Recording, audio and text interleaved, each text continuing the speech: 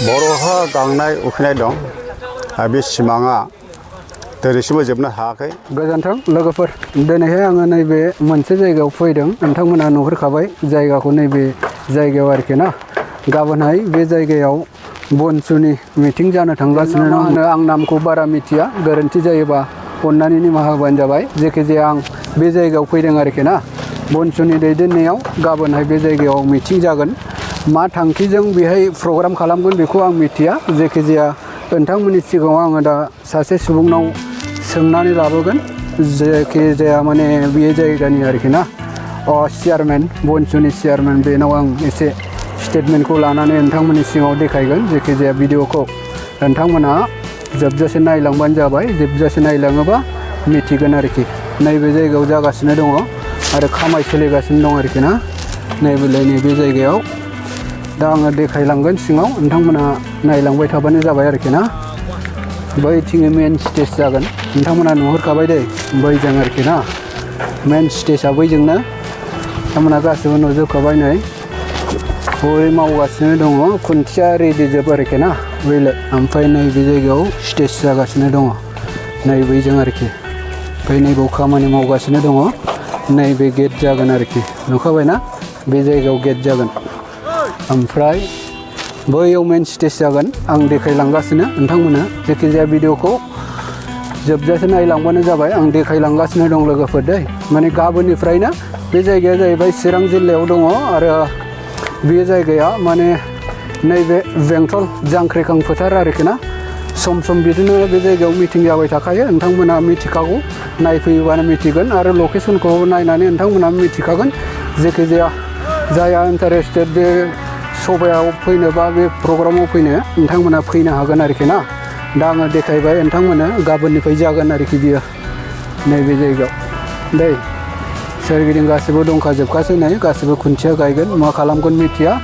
जायखिजाया नोंथांमोना बुजिदो, मिथिदो आरोखि ना। आं देखायहरबाय बे जायगायाव गाबोन प्रग्राम बनसुनि जानो थांगासिनो दं आरोखि। नैबाव खालामगासिनो दं दै, नैबे जायगायाव खामानि मावगासिनो दङ। नोंथांमोना नायलांबाय थाबानो जाबाय, आं देखायलांनि। नैबे मेन स्टेज जागोन, नैबाव मानसि जिरायग्रा जागोन आरोखि ना। नैबावहाय बहाय मानसि जिरायग्रा जागोन, बिराद गिदिर लुदों। बिराद गोजान गोजाननिफ्राय मानसि फैगोन होननाय खोनादों आरोखि ना। सोर सोर फैगोन बेखौ आं मिथिया। जायखिजाया आं बनसुनि सासे चेयारमेन दङ, बिनिफ्राय सोंनानै मिथिहोगोन नोंथांमोननो दसेनि उनाव। जायखिजाया नोंथांमोना भिडिअखौ नायलांजोबबा मिथिगोन आरोखि। नैबे मेन स्टेज आरोखि ना, बे मेन स्टेज जाबाय। नोंथांमोना नुखाबाय दा ना, मेन स्टेज गाबोननिफ्राय जानो थांगासिनो दङ। एसे खाथियाव देखायगोन लोगोफोर, नोंथांमोना नायलांबानो जाबाय हा। नायबोलायनो नैबे जायगायाव, नैबावहाय मावगासिनो दङ। बे मेन स्टेज जागोन आरोखि ना। नै बे जायगायावहाय जागोन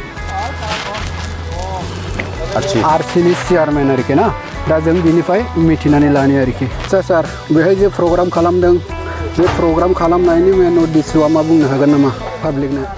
बर'हा गांनाय उखैनाय दं बे सिमाङा दिनैसिमबो जोबनो हायाखै। औ दे जोंहा फिउचारनि थाखाय जिहेथु जों दासिमबो नांगासिनो दं। औ बर'लेण्ड जों जिहेतु मोनाखै। दा बिटिसि जाबाय, बेबो एनाफ नङा बर' हारिनि थाखाय। बिटिआर जाबाय, बेबो जोंनि बर' हारिनि थाखाय एनाफ नङा। जायनि जाहोनै दिनै जोंनि बनसु स्टुडेन्ट अर्गानाइजेसन बिथांमोना सिन्था खालामदों बर' हारिनि थाखाय दा मोनसे बर'लेण्डखौ बोरैब्ला जोङो एकर्ड खालामनो हायो, बोरैब्ला लाबोनो हागोन, बेनि समफोरखौ सिन्था खालामदों। जायनि जाहोनाव दिनै 25, 26, 27 थारिखआव मोनसे थार्ड एनुवेल कनफारेन्स प्लास फार्स्ट ट्राइबेल पिपुल्स कनक्लेभ बेखौ कमिटि दानायनि मोनसे थांखि लादों। बे थांखिजों बर' हारिनि जिनिखि गांनाय उखैनाय बेखौ सुफुंनो थाखाय बे कमिटि जगे बिसोर डिमान्ड खालामगोन। जुदि उइदिन जोंनि जिनिखि आसाम लोगोसे बिभिन्न हादोरनि मानसिफोर ट्राइबेलफोर जायफोर फैगोन बेहाय, बिसोर बयबो लोगोसे खौसे जानानै बनसुखौ सहजुगिता खालामनो थाखाय बिथांमोना ओंखारबोगोन आरो ओइदिनखालिनो 26 थारिखखालि जोङो बे मिटिंखौ जों कमिटिखौ जों दाना लागोन आरो बे कमिटि जगे जोङो सरकारनाव जोङो बयबो ट्राइबेल माहारि जानानै जों डिमान्ड खालामगोन बर'फोरनो बर'लेण्ड नांगौ। ओमफ्राय बनसुनि मेन थांखिया मा बेखौ एसे फोरमायनो हागोन नामा रायजोफोरनो? बनसुनि मेन थांखियानो जादों उद्देश्य दं बे उद्देश्यआ जादों बर' हारिहा जिहेतु दिनैसिमहालागै गावनि हायाव थानानैबो दिनैसिमबो बिसोरो रायजोखौ मोननो हायाखै। गोबां हेंथा होनायनि गेजेरजों बिसोरो बर' हारिनो बर'लेण्डखौ होआखै। बेनिखायनो बे बर'लेण्डखौ मोननो थाखाय बिसोर जुजिबोदों आरो जुजिनायावबो बिसोरो लामा मोनैखाय दिनै बिसोरो मोनसे थांखि लादों। बे थांखिया जादों बिभिन्न ट्राइबेलफोरखौ लानानै ट्राइबेलफोरनि बोलोजों आरो बनसुनि बोलोजों जाहाथे बर'लेण्डखौ आच्छा बनसुनि आफाद दङ नोंथाङा मिथिगौ चेयारमेन हिसाबै दा बनसुनि स्ट्रंआ माबायदि सिङाव बेखौ एसे रायजो राजाफोरनो गुवारै बेखेवना होनो हागोन नामा?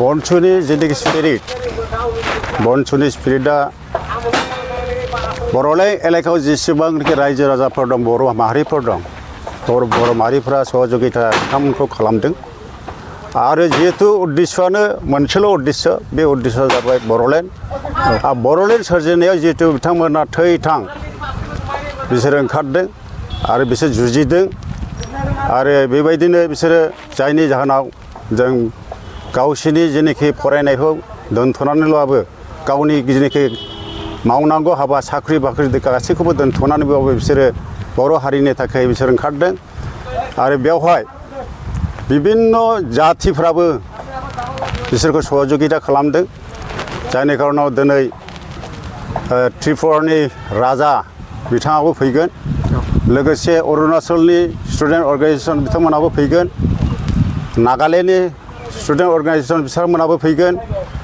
लोगोसे आरो मेघालयनि जिनोखि चिफ मिनिस्टार लोगोसे स्टुडेन्ट अर्गेनाइजेसनफोर बिथांमोनाबो बनसुखौ सहजुगिता खालामनो थाखाय थांखिखौ जाफुंहोनो थाखाय बिथांमोना गासैबो 25 थारिखनि गेजेराव सफैगोन आरो बेयाव 26 थारिखखालि डेलिगेट सेसन जागोन आरो 27 थारिखआव बडि फर्म जागोन। ओमफ्राय बे मिटिंनि गेजेरजों पाब्लिकखौ फैजानो लुबैयो नामा खावलायगोन नामा फैनो थाखाय? बे मिटिङाव जाहाथे रायजो राजाफोरखौ खावलायहरनाय जायो जाहाथे बयबो जाहाथे जोंनि जेनोखि उद्देश्य बनसुनि जेनोखि उद्देश्य बे उद्देश्यखौ जाहाथे कालारफुल खालामो बेनि थाखाय आं खावलायबाय जाहाथे बयबो लेंहर फैनानै जेनोखि थांखि बर'लेण्ड बिनायनि मोनसे थांखि बे थांखिखौ जाहाथे बयबो मेहेरगोनां खालामनानै होफैयो बिनि थाखाय आरसिनि जानानै आङो बयखौबो रायजो राजाफोरखौ खावलायहरनाय जाबाय। गोजोनथोंसै।